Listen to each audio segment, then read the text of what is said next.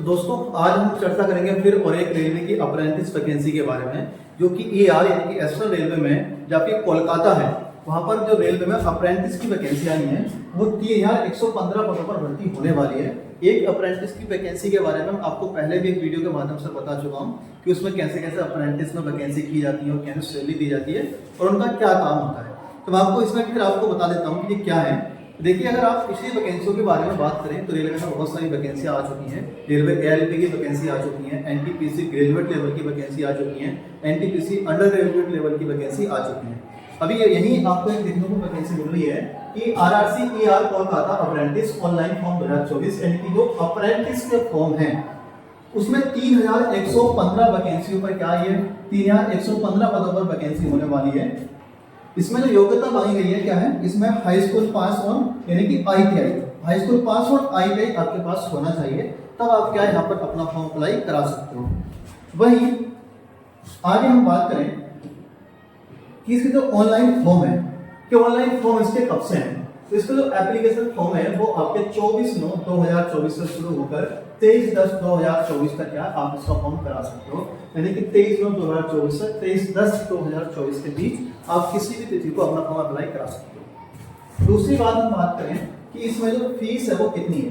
देखिए फीस कितनी है, तो फीस यहाँ पर जो जनरल OBC और EWS है उनकी 100 रुपए की फीस है। वही SC ST इनकी फीस 0 यानी कोई फीस नहीं है, और जो महिला कैटेगरी है यानी कि फीमेल है उनकी कोई फीस नहीं है, यानी कि 0 रुपए की फीस है।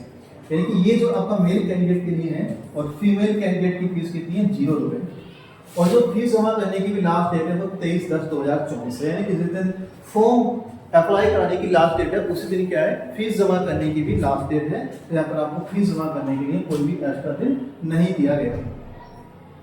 वहीं अगर एज लिमिट की बात करें तो यहाँ पर मिनिमम 15 वर्ष की आयु मांगी गई है, और ये आपकी आयु काउंट की जाएगी 23/10/2024 तक। यानी जिनकी आयु 23/10/2024 तक कम से कम 15 वर्ष और अधिक से अधिक 24 वर्ष होती है वो यहाँ पर अपना फॉर्म अप्लाई करा सकते हैं।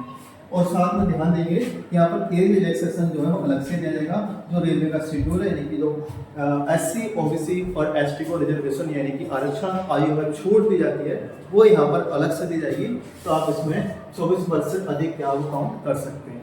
वही 15 वर्ष तो कम से कम होनी चाहिए। जैसे कि अगर आप नौकरी की बात करें जैसे कि ALP है, RPF है, तो इसके लिए क्या कम से कम 18 वर्ष आयु होनी चाहिए, लेकिन अप्रेंटिस के लिए कितनी होनी चाहिए, कम से कम 15 वर्ष। तो आपको थोड़ा समझा देता हूँ कि अप्रेंटिस की वैकेंसी होती क्या है। देखिए इसमें क्या है, आपको एक अप्रेंटिस के तौर पर आपको यहाँ पर एक काम सिखाया जाता है। यानी ये ऐसा मान लीजिए आपको ट्रेनिंग दी जाएगी रेलवे में काम करने की। आपके लिए यहाँ पर 2 साल 4 साल 5 साल जो भी है आपको यहाँ पर ट्रेनिंग दी जाएगी, और जो ट्रेनिंग के दौरान आपको सैलरी भी दी जाएगी, लेकिन परमानेंट नहीं होती है। लेकिन सैलरी जैसे कि RPF में जो सैलरी आती है या NTPC के थ्रू जो सैलरी मिलती है वो यहाँ पर आपको इतनी सैलरी नहीं मिलेगी, उस कम सैलरी मिलती है, और आपको एक्सपीरियंस दिया जाएगा यहाँ पर। और उस एक्सपीरियंस का फायदा क्या होता है, तो उस एक्सपीरियंस का फायदा ये होता है कि या तो आप किसी प्राइवेट सेक्टर में भी जा सकते हो वहाँ से, या जैसे ही रेलवे की कोई वैकेंसी आती है तो उसमें आपको यहाँ पर रिजर्वेशन दिया जाएगा। यानी इसमें अप्रेंटिस वालों की वैकेंसी क्या है अलग से होती है, तो उसमें अप्रेंटिस वालों में कंपटीशन कम होता है, तो वहाँ पर आप रेलवे में परमानेंट जॉब भी ले सकते हो, उसका ये फायदा होता है।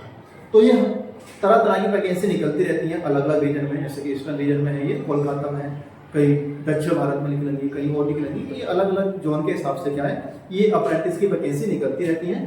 तो इसमें ट्रेड के हिसाब से जिसने ITI जो ट्रेड है उस ट्रेड के हिसाब से आप इसकी एक नोटिफिकेशन में पूरा चेक करके वहाँ से ट्रेड के हिसाब से अपना फॉर्म अप्लाई करा सकते हो और अप्रेंटिस के लिए आप जा सकते हो।